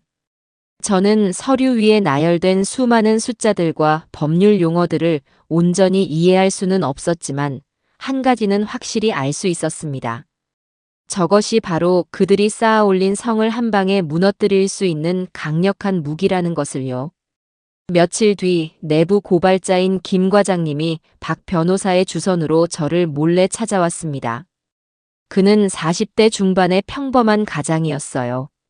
잔뜩 겁에 질린 얼굴로 그는 제게 고개를 숙였습니다. 정말 죄송합니다, 어르신. 진작 용기를 냈어야 했는데. 그동안 그들의 밑에서 월급을 받는다는 이유로 불의를 외면하고 말았습니다. 그는 떨리는 목소리로 지난 몇 년간 겪었던 수모를 털어놓았습니다. 특히 영란이는 그를 비롯한 직원들을 인격적으로 모독하고 자신의 개인적인 심부름까지 시키는 등 온갖 갑질을 일삼았다고 해요. 제 아이가 많이 아팠던 적이 있습니다. 그래서 사모님께 가부를 좀 부탁드렸는데 그 사람이 제게 뭐라고 했는지 아십니까? 능력 없으면 애를 낳지 말았어야지. 네 자식 병원비까지 내가 책임져야 하냐? 고 하더군요. 그 말을 듣는 순간 결심했습니다. 언젠가 반드시 저 여자를 법의 심판대에 세우겠다고요. 그의 눈에는 눈물과 함께 깊은 분노가 서려 있었습니다. 저는 그의 손을 잡아주며 용기를 내주어 고맙다고, 당신 덕분에 많은 사람이 구원받게 될 것이라고 말해주었습니다. 그리고 마침내 운명의 날이 밝았습니다.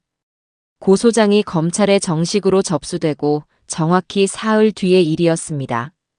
그날 점심, 제 식당은 여느 때처럼 손님들로 북적이고 있었어요. 저는 주방에서 땀을 뻘뻘 흘리며 뚝배기를 나르고 있었죠. 그때였습니다. 가게 밖이 갑자기 소란스러워지기 시작했어요. 손님들이 모두 창가로 몰려가 웅성거렸습니다. 저게 다 뭐야? 검찰 차량 아니야? 저도 놀라 손님들을 비집고 창밖을 내다보았습니다. 제 눈앞에 믿을 수 없는 광경이 펼쳐지고 있었어요. 검은색 세단 여러 대가 앙드레스 레스토랑 앞에 급정거하더니 검찰이라고 쓰인 조끼를 입은 수사관 수십 명이 차에서 내려 건물 안으로 쏜살같이 달려 들어갔습니다. 그들의 손에는 법원에서 발부한 압수수색 영장이 들려 있었어요. 레스토랑은 순식간에 아수라장이 되었습니다. 점심 식사를 하던 손님들은 비명을 지르며 밖으로 뛰쳐나왔고 직원들은 어쩔 줄 몰라 하며 수사관들에게 붙들렸습니다. 잠시 후 수사관들은 컴퓨터 하드디스크와 회계 장부, 그리고 정체를 알 수 없는 서류들이 가득 담긴 파란색 상자들을 쉴 새 없이 밖으로 실어 날랐습니다. 저는 그 모든 광경을 마치 시간이 멈춘 것처럼 멍하니 바라보았습니다. 20년 전 그들이 제 모든 것을 가지고 사라졌던 그날처럼 이제 법의 이름으로 그들의 모든 것이 낱낱이 파헤쳐지고 있었습니다. 제 식당에 있던 손님들은 모두 하던 식사를 멈추고 그 광경을 지켜보며 수군거렸어요. 세상에, 저 부부 완전 사기꾼이었네. 어쩐지 너무 돈 자랑을 한다 했어. 다 저렇게 더러운 돈이었구먼. 저는 그들의 말을 들으며 저도 모르게 뜨거운 눈물이 뺨을 타고 흐르는 것을 느꼈습니다. 이것은 복수의 눈물이 아니었어요. 길고 길었던 제 억울한 세월이 마침내 세상의 위로를 받는 듯한 기분에 흘러내리는 눈물이었습니다. 압수수색 이후 그들의 몰락은 걷잡을 수 없이 빨랐습니다. 검찰은 확보된 증거를 토대로 그들의 모든 차명 계좌와 부동산을 찾아내 지급정지 및 가압류 조치를 취했습니다. 돈줄이 완전히 막히자 거대했던 앙드레스 왕국은 속절없이 무너져 내렸어요. 전국에 있던 지점들은 문을 닫았고 함께 사업을 하던 투자자들은 하루아침에 등을 돌렸습니다. 그들이 그토록 공들여 쌓아 올렸던 사회적 지위와 명예는 한낱 신기루처럼 사라져버렸죠. 그들의 몰락은 수많은 사람들에게 또 다른 상처를 남겼습니다. 어느 날 저녁에는 앙드레스의 식자재를 대던 작은 농산물 업체 사장님이 제 가게를 찾아와 술을 마시며 하소연을 했습니다. 사장님, 저는 이제 망했습니다. 제임스 대표만 믿고 외상으로 물건을 대줬는데 몇 억을 떼이게 생겼어요. 우리 직원들 월급은 어떻게 주고 당장 다음 달 대출금은 어떻게 막아야 할지 눈앞이 캄캄합니다. 그는 테이블에 엎드려 아이처럼 엉엉 울었고 저는 차마 그에게 아무런 위로의 말도 건넬 수가 없었습니다. 그들의 탐욕이 또 다른 선량한 피해자들을 만들어낸 것이었죠.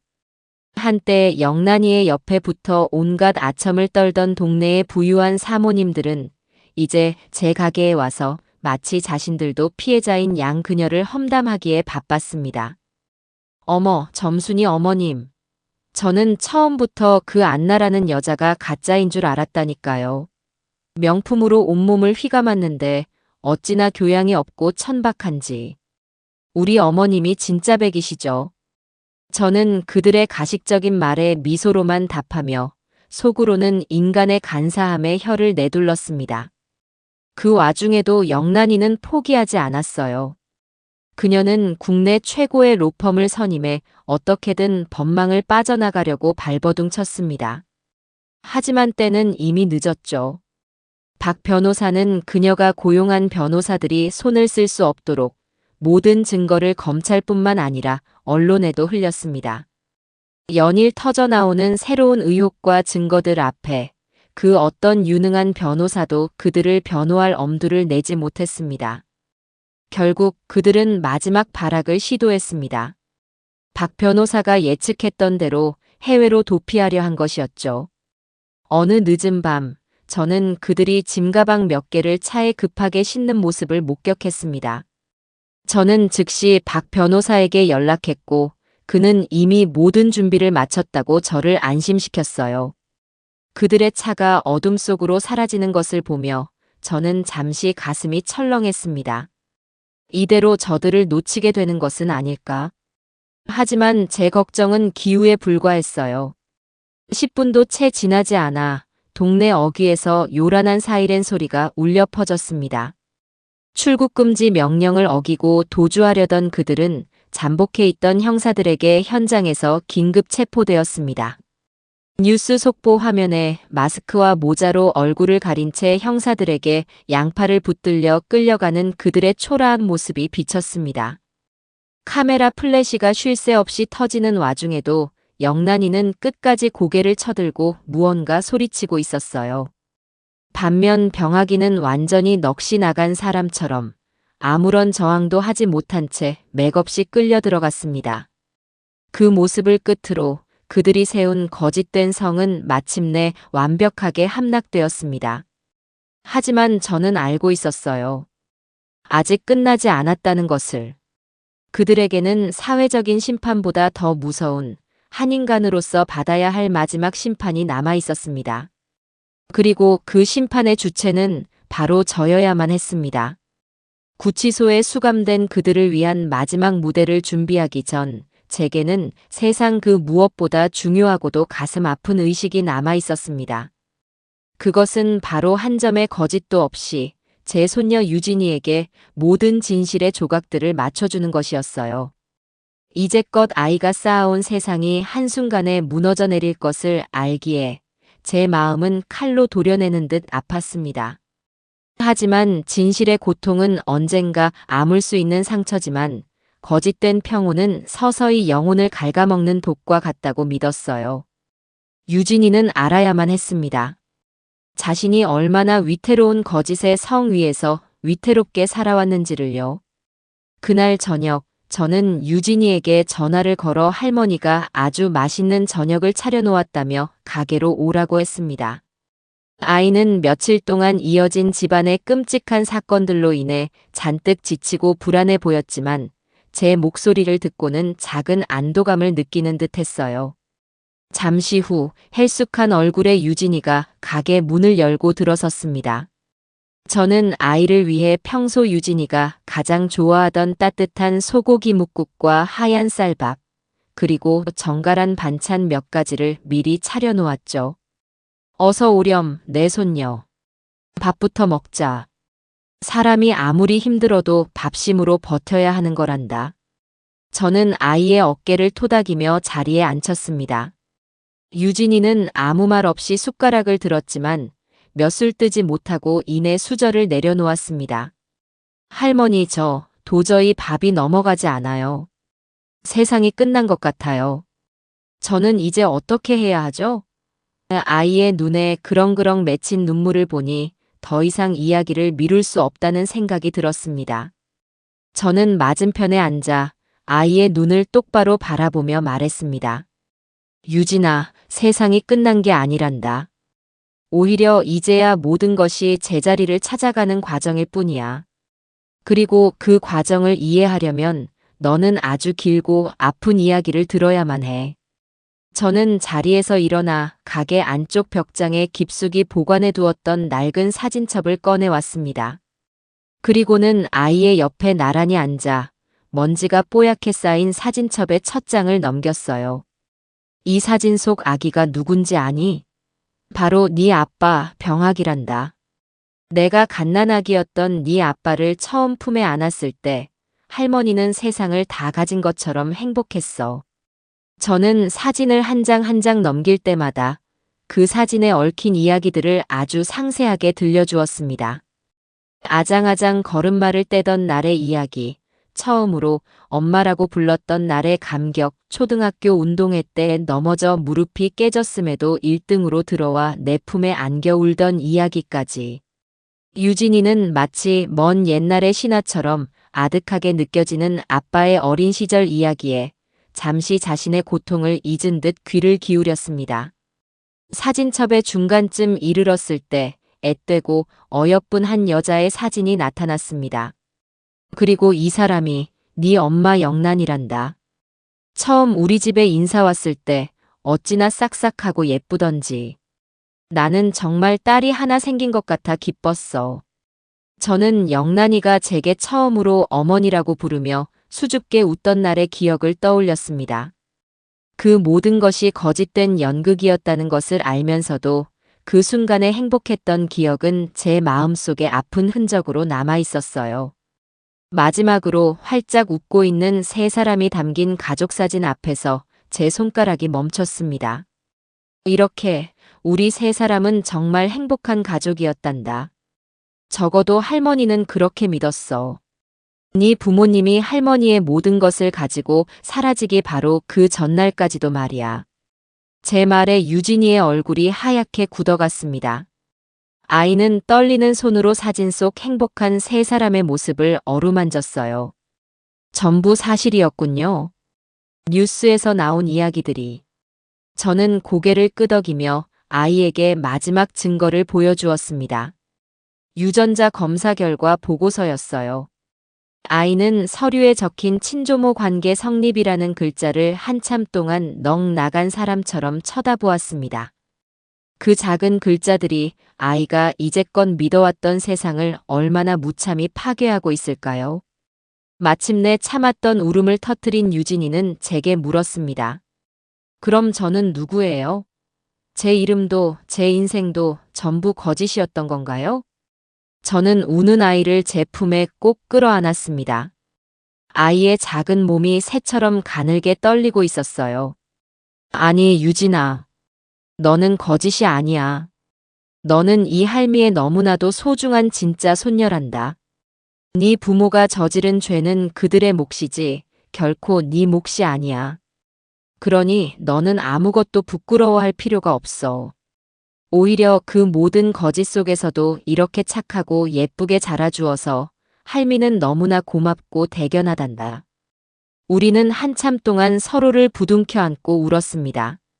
그것은 슬픔의 눈물이었지만 동시에 20년의 세월을 뛰어넘어 비로소 하나가 된 가족의 눈물이기도 했습니다.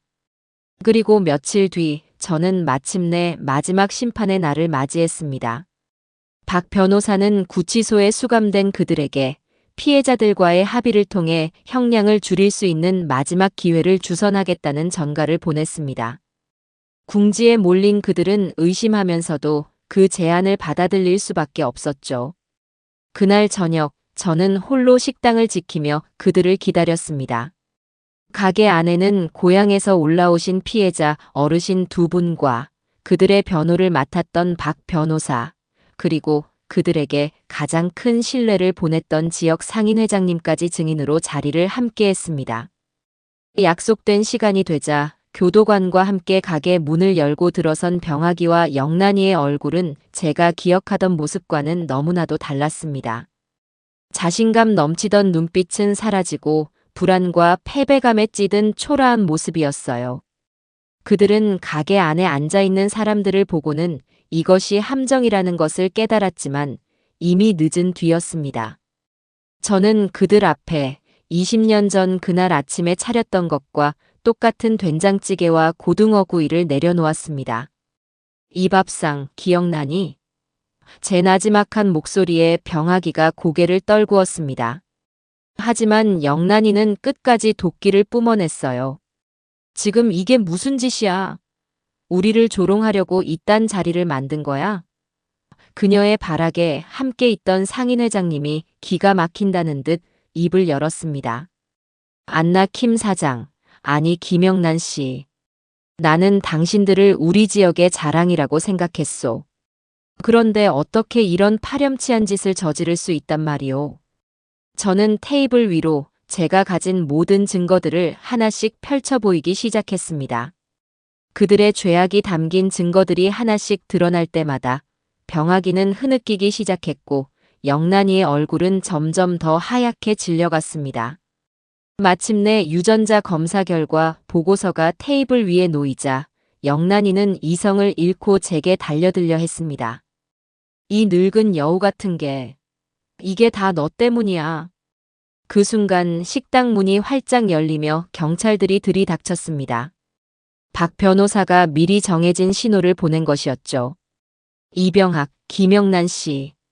보석 중 도주 및 증거인멸을 시도한 혐의로 두 사람을 다시 체포합니다.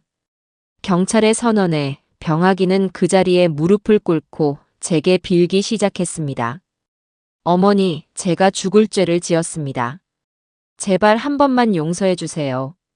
하지만 저는 그의 눈을 똑바로 쳐다보며 차갑게 말했습니다. 네가 용서를 빌어야 할 대상은 내가 아니다. 네가 망가뜨린 수많은 사람들의 인생과 그리고 네 딸 유진이에게 평생을 빌며 살아라. 수갑이 채워진 채 끌려나가면서도 영란이는 끝까지 저를 향해 저주를 퍼부었습니다.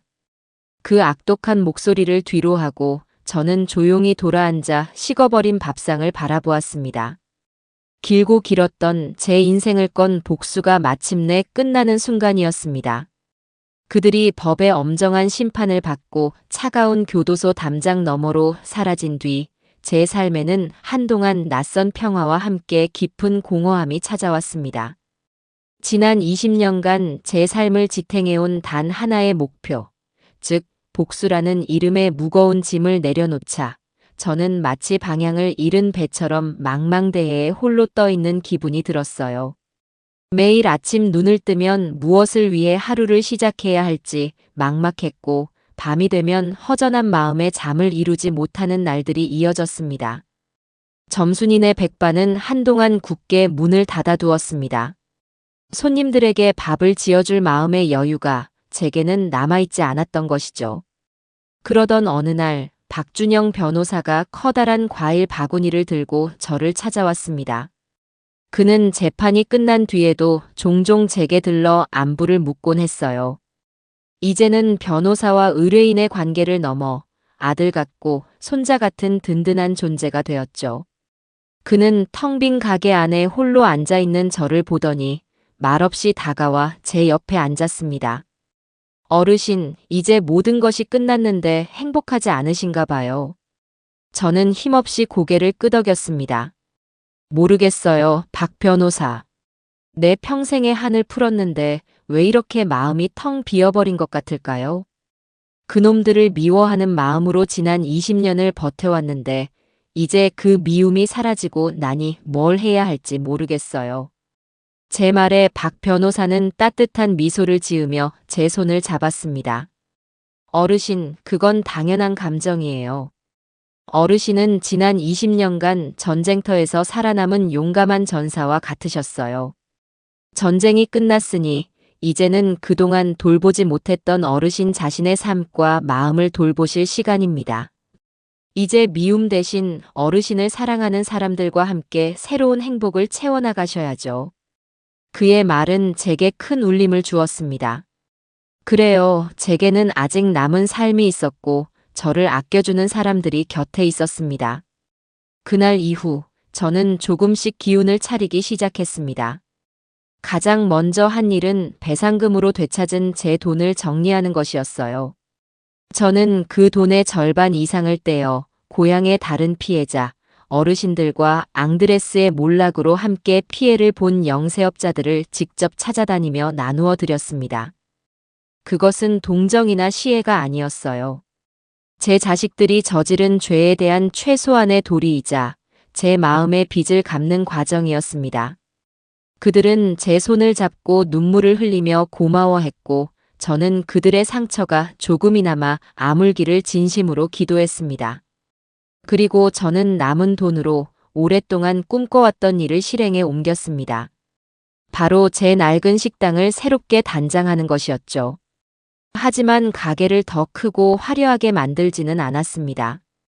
대신 혼자 밥 먹는 사람들이 외롭지 않도록 창가에 긴 테이블을 놓고 동네 어르신들이 잠시 쉬어가실 수 있도록 따뜻한 온돌방을 만들었습니다. 점순이네 백반은 이제 단순히 밥을 파는 곳이 아니라 제가 세상과 온정을 나누는 소중한 공간으로 다시 태어났어요. 물론 제게 가장 큰 변화는 손녀 유진이었습니다. 부모의 재판이 끝난 뒤 갈 곳 없어진 아이는 자연스럽게 제게와 함께 살게 되었어요. 처음 몇 달간 유진이는 깊은 슬픔과 혼란 속에서 힘든 시간을 보냈습니다. 아이는 밤마다 악몽을 꾸며 울었고 학교에서는 사기꾼의 딸이라며 손가락질하는 친구들 때문에 겉돌기 일쑤였죠. 저는 그런 아이를 그저 묵묵히 곁에서 지켜봐 주었습니다. 아이의 상처를 섣불리 건드리는 대신 매일 따뜻한 밥을 지어 먹이고 아이가 잠들 때까지 등을 토닥여주며 세상에 너를 무조건적으로 사랑하는 사람이 있다는 것을 느끼게 해주려 노력했어요. 시간이 약이었을까요? 아니면 밥의 힘이었을까요? 유진이는 조금씩, 아주 조금씩 안정을 되찾아갔습니다. 아이는 더 이상 악몽을 꾸지 않았고 학교에서 있었던 힘든 일을 제게 털어놓으며 스스로 상처를 이겨내는 법을 배워나갔습니다. 그리고 어느 날부터인가 아이는 학교가 끝나면 제 식당 주방으로 와서 저를 돕기 시작했어요. 서툰 솜씨로 콩나물을 다듬고 멸치를 볶으며 아이는 제게 물었습니다. 할머니, 요리하는 게 즐거우세요? 그럼 즐겁고 말고. 내가 만든 음식을 다른 사람이 맛있게 먹어줄 때가 할머니는 세상에서 제일 행복하단다. 음식이라는 건 말이다. 단순히 배를 채우는 게 아니야. 사람의 마음을 위로하고 행복하게 만들어주는 힘이 있거든. 제 말에 유진이는 한참 동안 무언가 골똘히 생각하더니 결심한 듯 말했습니다. 할머니, 저도 할머니처럼 요리사가 될래요. 할머니처럼 따뜻한 음식으로 사람들의 아픈 마음을 위로해주는 그런 요리사요. 아이의 눈은 그 어느 때보다도 맑고 단단하게 빛나고 있었습니다. 그로부터 몇 년의 시간이 흘렀습니다. 제 머리는 이제 새하얗게 변했고 허리는 조금 더 굽었지만 제 마음은 그 어느 때보다 평온하고 행복합니다. 점순이네 백반은 여전히 그 자리를 지키며 수많은 사람들의 허기진 배와 마음을 채워주고 있습니다. 이제 주방의 주인은 제가 아니라 어엿한 요리사로 성장한 손녀 유진이입니다. 아이는 저보다 훨씬 뛰어난 솜씨로 자신만의 따뜻함이 담긴 음식들을 만들어내고 있죠. 저는 이제 주방에서 물러나 가게 앞 작은 평상에 앉아 햇볕을 쬐거나 찾아오는 오랜 단골들과 두런두런 이야기를 나누는 것이 주된 일과가 되었습니다. 가끔 박 변호사가 자신의 아이들 손을 잡고 찾아와 유진이가 만들어준 맛있는 밥을 먹고 가기도 합니다. 그 모습을 보고 있으면 제 길고 길었던 인생이 꽤 괜찮은 결말을 맞이했다는 생각에 저도 모르게 미소가 지어집니다. 어느 맑은 가을날 오후 평상에 앉아 꾸벅꾸벅 졸고 있는데 유진이가 따뜻한 국화차 한 잔을 들고 와 제 옆에 앉았습니다. 할머니, 차 한 잔 드세요. 가을 탓이는지 요즘 부쩍 조는 시간이 늦었네요. 아이의 장난스러운 말에 웃음이 터져 나왔습니다. 우리는 말없이 나란히 앉아 파랗고 높은 가을 하늘을 바라보았습니다. 유진아. 네, 할머니. 이제 정말 다 괜찮다. 할머니는 이제 정말 괜찮아. 제 말에 유진이는 제 어깨에 머리를 기대며 조용히 제 손을 잡아주었습니다. 아이의 손에서 전해져 오는 따뜻한 온기가 제 가슴 속 마지막 남은 상처의 흔적까지 부드럽게 녹여주는 것 같았어요. 20년이라는 긴 세월의 복수는 끝났지만 그 끝에서 저는 복수보다 훨씬 더 값진 사랑과 희망이라는 새로운 시작을 얻었습니다. 제 인생의 주방은 이제 그 무엇보다 따뜻하고 향기로운 온기로 가득 차 있었습니다. 그로부터 또다시 몇 번의 계절이 흐르고 제 인생에도 완연한 가을의 평화가 찾아왔습니다. 가을 하늘처럼 높고 푸른 평온함이었어요. 이제 제 하루는 더 이상 과거의 그림자에 얽매이지 않습니다. 새벽에 일어나 가장 먼저 하는 일은 곁에서 새근새근 잠든 유진이의 이마를 짚어보는 것이 되었죠. 곤히 잠든 아이의 얼굴을 보고 있으면 지난밤 꾸었던 굳은 꿈들은 모두 아침 햇살에 녹아내리듯 사라져버렸습니다. 오늘은 추석이었습니다. 20년 만에 처음으로 저는 누군가와 함께 명절 음식을 준비하게 되었어요. 지난 20년간 명절은 제게 가장 고통스러운 날이었습니다. 남들은 모두 가족과 함께 모여 웃음꽃을 피울 때 저는 텅 빈 방 안에서 홀로 컵라면을 끓이며 그리움과 원망을 씹어야만 했으니까요. 하지만 오늘은 달랐습니다. 이른 아침부터 점순이네 백반 주방은 고소한 기름 냄새와 구수한 육수 냄새로 가득 찼습니다. 할머니, 송편은 이렇게 빚는 거 맞아요? 왜 자꾸 옆구리가 터지죠? 유진이는 하얀 밀가루를 얼굴에 잔뜩 묻힌 채 울상을 지었습니다. 저는 아이의 귀여운 모습에 소리내어 웃으며 아이의 손을 잡고 송편 빚는 법을 차근차근 알려주었어요. 아이고, 내 손녀. 그렇게 욕심껏 소를 많이 넣으면 배가 터질 수밖에 없지. 뭐든 과하면 모자란만 못한 법이란다. 마음을 비우고 정성을 담아서. 그래, 바로 그렇게. 제 손길을 따라 아이의 손에서 제법 그럴듯한 모양의 반달 송편이 빚어졌습니다. 우리는 나란히 앉아 마치 어린 시절의 저와 제 어머니가 그랬던 것처럼 도란도란 이야기를 나누며 명절 음식을 만들었어요. 오늘 저희 가게는 장사를 하지 않습니다. 대신 아주 특별한 손님들을 위한 잔치상이 차려질 예정이었어요. 제가 지난 고통의 시간을 버텨내고 지금의 평온을 찾기까지 제 곁을 지켜주었던 고마운 사람들을 위한 자리였죠. 가장 먼저 도착한 손님은 이제는 어엿한 중견 변호사가 된 박준영 변호사 가족이었습니다. 그는 예쁜 아내와 제 손녀 유진이 또래의 아들, 딸을 데리고 왔어요. 어르신, 명절 잘 보내시죠? 이건 저희 아내가 어르신 드시라고 직접 만든 약과입니다. 그의 아내는 제게 수줍게 웃으며 정성껏 포장한 선물을 내밀었습니다. 곧이어 고향에서 올라오신 피해자 어르신도 도착하셨어요. 그는 이제 잃었던 밭의 일부를 되찾아 소소하게나마 다시 농사를 짓고 계셨습니다. 그의 얼굴은 예전처럼 어둡고 퀭하지 않았어요. 햇볕에 건강하게 그을린 얼굴에는 편안한 미소가 가득했습니다. 점순이 동상, 이거 내가 올해 직접 농사지은 토란일세. 이걸로 국 끓이면 맛이 아주 일품이지. 그는 자신이 직접 가꾼 작물이 담긴 자루를 제게 건네며 환하게 웃었습니다. 내부 고발자였던 김 과장님도 가족들과 함께 찾아왔습니다. 그는 사건 이후 다른 회사로 이직하여 이제는 인정받는 재무팀장으로 안정적인 삶을 살고 있었어요. 그는 제게 깊이 고개를 숙이며 말했습니다. 어르신 덕분에 저와 제 가족은 새로운 삶을 살게 되었습니다. 그때 용기 내기를 정말 잘한 것 같습니다. 그의 옆에 선 아내는 모든 것이 감사하다며 제 손을 잡고 눈시울을 붉혔습니다. 가게 안은 금세 사람들로 북적였습니다. 어른들의 웃음소리와 아이들의 제잘거리는 소리가 한데 어우러져 제 작은 식당은 그 어느 때보다 따뜻한 온기로 가득 찼어요.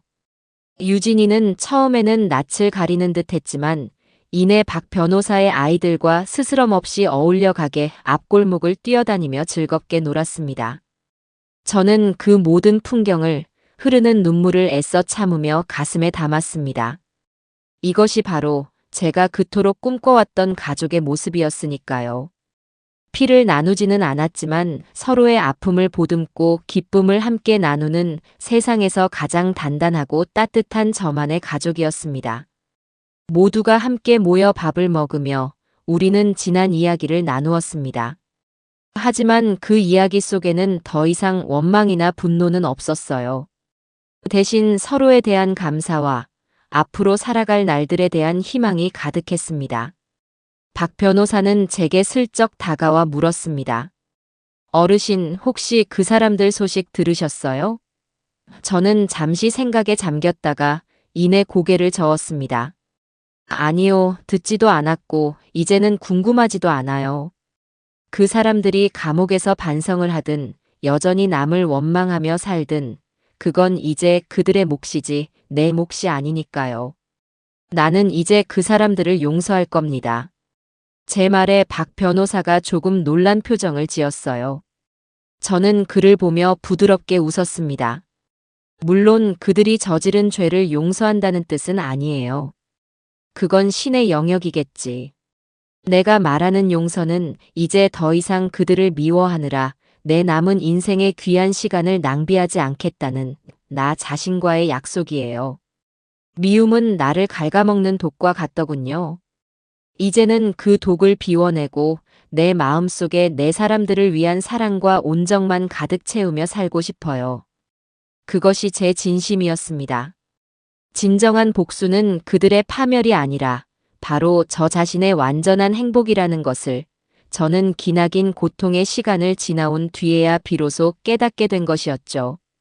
어느덧 해가 저물고 손님들은 아쉬운 작별 인사를 나누며 각자의 집으로 돌아갔습니다.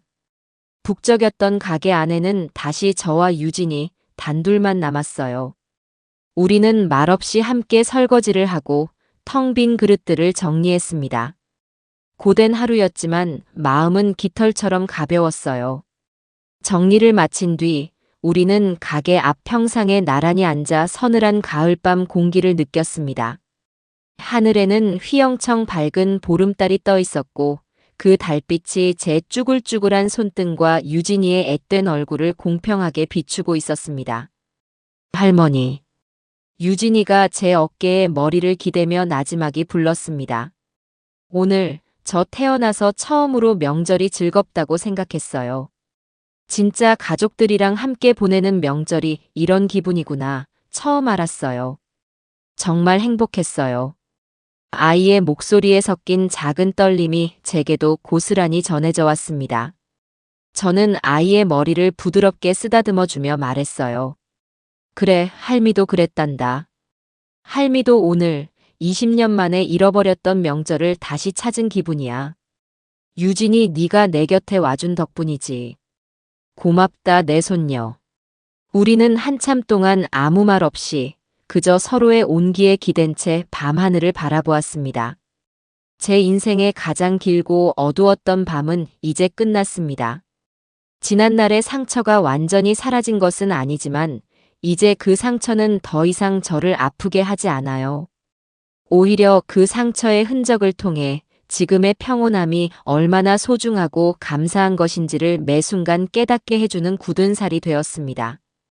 저 멀리서 귀뚜라미 우는 소리가 들려왔습니다. 그것은 마치 제 새로운 인생을 축복해주는 노랫소리처럼 아주 평화롭게만 느껴졌습니다. 저는 제 곁에 있는 유진이의 손을 꼭 잡았습니다. 제 남은 생은 이 따뜻한 손을 놓지 않고 매일 정성껏 따뜻한 밥을 지으며 제게 주어진 모든 날들을 사랑하고 감사하며 살아갈 겁니다. 그것이 제가 찾은 삶의 이유이자 가장 완벽한 복수의 완성이었으니까요.